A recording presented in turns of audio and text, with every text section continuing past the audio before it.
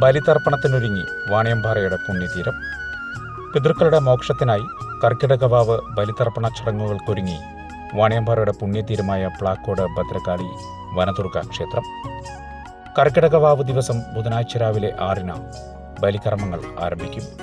ക്ഷേത്രം തന്ത്രി തൈവളപ്പിൽ സുരേഷ് തന്ത്രിയുടെ മുഖ്യ കാർമ്മികത്വത്തിലാണ് ബലികർമ്മങ്ങൾ നടക്കുക. മൺമറഞ്ഞുപോയ മുൻ തലമുറയെ സ്മരിക്കുന്നതിനും അവരുടെ മോക്ഷപ്രാപ്തിക്കുമുള്ള ചടങ്ങുകൾ നടത്തുന്നതിനുമായി വിപുലമായ സജ്ജീകരണങ്ങൾ ഒരുക്കിയിട്ടുണ്ട് എന്ന് ക്ഷേത്രം ഭാരവാഹികൾ അറിയിച്ചു. ഒരേ സമയം എത്ര പേർക്ക് വേണമെങ്കിലും ബലിതർപ്പണ ചടങ്ങുകൾ നടത്താൻ കഴിയും.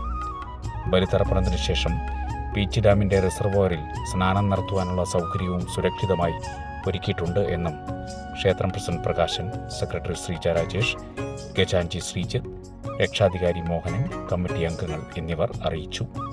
കൂടുതൽ വിവരങ്ങൾക്കും ബലിതർപ്പണത്തിന് ബുക്ക് ചെയ്യുന്നതിനുമായി ബന്ധപ്പെടേണ്ട നമ്പർ 82 89 90 77 20 95 26 58 54 21.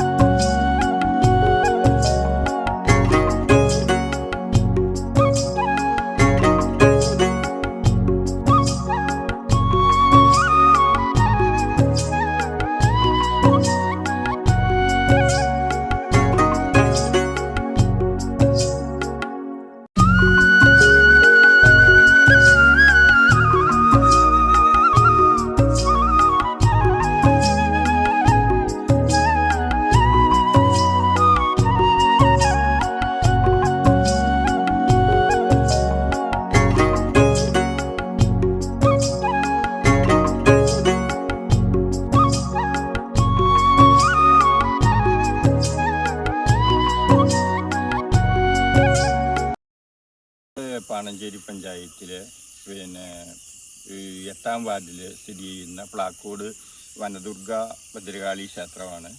ഇവിടെ ആണ്ടുതോറും ബലിതർപ്പണം നടത്താറുണ്ട്. അപ്പോൾ ഈ വർഷവും ഭംഗിയായി നടത്താനാണ് ഉദ്ദേശിക്കുന്നത്. അതേപോലെ തന്നെ ഈ അമ്പലത്തിന് ഒരുപാട് കാലം പഴക്കമുള്ള ഒരു അമ്പലമായിരുന്നു. ഡാം വരുന്ന സമയത്ത് ഈ അമ്പലമൊക്കെ നശിച്ചു പോയതാണ്. അത് കഴിഞ്ഞാണ് ഇവിടെയുള്ള കുറച്ച് കുടുംബക്കാർ ചേർന്നത് പുനഃപ്രതിഷ്ഠയൊക്കെ നടത്തി. ഇപ്പോൾ ഞങ്ങൾ ഏതാണ്ട് 2012 പുനഃപ്രതിഷ്ഠ നടത്തി. അതിനു മുമ്പ് ഒരു വിഗ്രഹവും ഒരു ചെറിയ ഇതൊക്കെ ആയിരുന്നുള്ളൂ. അപ്പോൾ പുനഃപ്രതിഷ്ഠ നടത്തി 12 വർഷം കഴിഞ്ഞപ്പോൾ വീണ്ടും പുനഃപ്രതിഷ്ഠ നടത്തി. അങ്ങനെ ഇപ്പോൾ ഒരു 14 വർഷത്തോളമായി അമ്പലം വന്നിട്ട്. ഇത് വർഷങ്ങൾ പഴക്കമുള്ള ഒരു പുരാതന ക്ഷേത്രമായിരുന്നു. അപ്പോൾ ഡാമിന് വേണ്ടി സ്ഥലമൊക്കെ എടുത്തു പോയ കാലത്ത് അതൊക്കെ നശിച്ചു പോയതാണ്. അപ്പോൾ ഇപ്പം കുറച്ച് കുടുംബങ്ങളുണ്ട്. ഞങ്ങളത് വളരെ ഭംഗിയായിട്ട് നടത്തുന്നു. എല്ലാ കാര്യങ്ങളും നടത്തുന്നുണ്ട്. ബലിതർപ്പണത്തിന് വേണ്ട, അതായത് ഞങ്ങളെ തൈവളപ്പിൽ സുരേഷ് തന്ത്രി എന്ന് പറയുന്ന ആളുടെ കാർമ്മികത്തിലാണ് നടത്തുന്നത്. അതേപോലെ ബലിതർപ്പണത്തിന് ആവശ്യമായ എല്ലാ വസ്തുക്കളും അമ്പലത്തിൽ നിന്ന് തന്നെ കൊടുക്കുന്നുണ്ട്. അതായത് നമ്മുടെ ഈ അമ്പലത്തെ സംബന്ധിച്ച് പറഞ്ഞാൽ ആലുവ കഴിഞ്ഞാൽ മുങ്ങി കുളിക്കാനുള്ള ഒരു സൗകര്യം പീച്ചി റിസർവോയറിലെ വെള്ളമാണ്. ഇഷ്ടംപോലെ സൗകര്യങ്ങളും കാര്യങ്ങളും ഒക്കെ ഉണ്ട്. പുറത്തു നിന്നൊക്കെ ആൾക്കാർ വരാറുണ്ട്. തവണയല്ല ഇതിൽ പ്രതീക്ഷ കൂടുതൽ ആൾക്കാർ വരുമെന്നാണ് ഞങ്ങളുടെ പ്രതീക്ഷ. ഈ ക്ഷേത്രത്തിൻ്റെ പ്രത്യേകത എന്ന് വെച്ചാൽ കാട് പരിസരം, പിന്നെ പാടം, നല്ല പ്രകൃതിയമായ ഒരു സൗന്ദര്യം ആസ്വാദിക്കാൻ പറ്റിയൊരു സ്ഥലമാണ്. അതുപോലെ തന്നെ ഇവിടെ ഒന്നില്ലായ്മയിൽ നിന്ന് ഞങ്ങൾ ഇത്രമിലേക്ക് എത്തിച്ചു. വെറുതെ ഒരു തറ മാത്രമേ ഉണ്ടായിരുന്നുള്ളൂ. ഒരു മുല്ലത്തറ പോലെ ഒരു ചെറിയൊരു തറയുണ്ടായിരുന്നുള്ളൂ. അതിൽ നിന്ന് ഞങ്ങൾ 40 വീട്ടുകാരുള്ളൂ. അതിൽ നിന്ന് ഞങ്ങൾ ഇത്രമിലേക്ക് എത്തിച്ചു. പിന്നെ ഫസ്റ്റ് കർക്കിടകവിലിക്ക് ഞങ്ങൾ ആറാട്ടുപുഴയ്ക്ക് പോകാൻ നിന്നതാണ് ഞങ്ങളൊരു 3 ആൾ. അപ്പോൾ ഇവിടെ കർക്കിടകവലി മുങ്ങാനുള്ള എല്ലാ സൗകര്യം ചെയ്തപ്പോൾ ഞങ്ങൾ 3 ആൾ പോയി കഴിഞ്ഞാൽ ഇവിടെ ശരിയാവില്ല. അപ്പം നിങ്ങൾ പോവുകയാണെങ്കിൽ എന്നാൽ നമുക്ക് അമ്പലം അടച്ചിടാം, അടുക്കള അടച്ചിടാം, നമുക്കൊരു പരിപാടി വേണ്ട എന്നൊക്കെ പറഞ്ഞു. അങ്ങനെ ഞങ്ങളെ ഒരു ശാസന രീതിയിൽ ഞങ്ങൾ പറഞ്ഞു. ഞങ്ങൾക്കത് വിഷമായി. അപ്പം ഞങ്ങൾ പറഞ്ഞന്ന് ശരി, ഞങ്ങൾ പോണില്ല, ആറാട്ടുപുഴയ്ക്ക് പോണില്ല എന്ന് പറഞ്ഞു. അപ്പം ഞാൻ ഈ ചേച്ചിയോട് തന്നെ ഞാൻ പറഞ്ഞു, ചേച്ചി കർക്കിടകവലിയുടെ നൊൽമ്പ് എടുത്തോ, ഒരിക്കലെടുത്തോ, നമുക്ക് ഇത് കഴിഞ്ഞ് കർക്കിടകവലി നമ്മുടെ പൂജ ഗണപതി ഹോമം, അന്ന് ഇവിടെ ഗണപതി ഹോമമാണ്. അപ്പം അത് കഴിഞ്ഞിട്ട് നമുക്ക് പാടത്ത് നമുക്ക് പോയി ബലിതർപ്പണം നമുക്ക് സ്വയം ചെയ്യാം. നമ്മൾ കൊടുക്കണ ബലി നമ്മുടെ കാരണവർ കൈ കൊണ്ടോളും, ഒരിക്കലും എടുത്തോളാൻ പറഞ്ഞു. അങ്ങനെ ഞങ്ങളിവിടെ അന്ന് കർക്കിടകത്തിൽ ഞങ്ങൾ എല്ലാ വർഷം ഗണപതി ഹോമം നടത്താറുണ്ട്. ഇഷ്ടംപോലെ ആൾക്കാർ ഗണപതി ഹോമം തന്നെ ഉണ്ടായിരുന്നു. ആ ഗണപതി ഹോമം കഴിഞ്ഞപ്പോൾ ഞങ്ങളുടെ തന്ത്രിയുടെ അടുത്ത് ഞാൻ പറഞ്ഞു, തന്ത്രി ഞങ്ങളിങ്ങനെ കർക്കിടകബലി എടുത്തിട്ടുണ്ട്, നൊൽമ്പ് എടുത്തിട്ടുണ്ട്, ഞങ്ങൾക്ക് ഞങ്ങൾക്ക് ബലിയിടണം, അതിനെന്താ ചെയ്യുക, ഞങ്ങൾക്ക് ആ മന്ത്രം ഒന്ന് തന്ത്രി പറഞ്ഞു തരുന്നായിരുന്നു.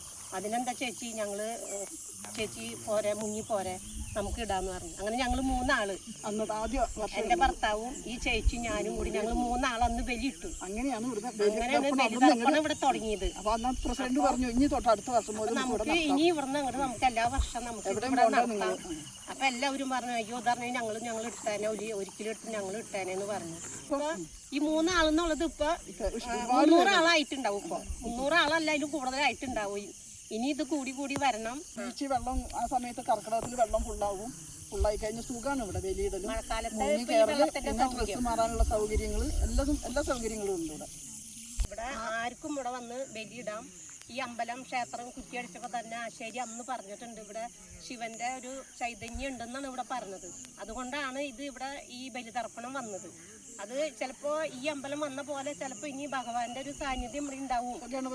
അതുകൊണ്ടാണ് ഈ ദർപ്പണം ഇവിടെ വന്നത്. ഇപ്പൊ ഗണപതിയുടെ അമ്പലം ഇവിടെ ഉണ്ടായിരുന്നില്ല, അപ്പൊ ഗണപതിയുടെ അമ്പലം വന്നില്ലേ. 12 വർഷം ഞങ്ങൾ അന്ന് ഈ അമ്പലം കുറ്റിയടിച്ച സമയത്തും അന്ന് ഞാനിവിടെ ഉണ്ട്. ഞാൻ അന്ന് ഇവിടെ സെക്രട്ടറിയാണ്. ഈ അമ്പലം കുറ്റിയടിച്ച സമയത്ത് അന്ന് ആശേരി ആചാര്യം പറഞ്ഞിട്ടുണ്ട്, ഇവിടെ ശിവ ചൈതന്യം ഉണ്ടെന്ന് പറഞ്ഞിട്ടുണ്ട്. അപ്പൊ അതിന്റെ ഉദാഹരണമാണ് ഇപ്പൊ ഈ ബലിതർപ്പണം വന്നത്.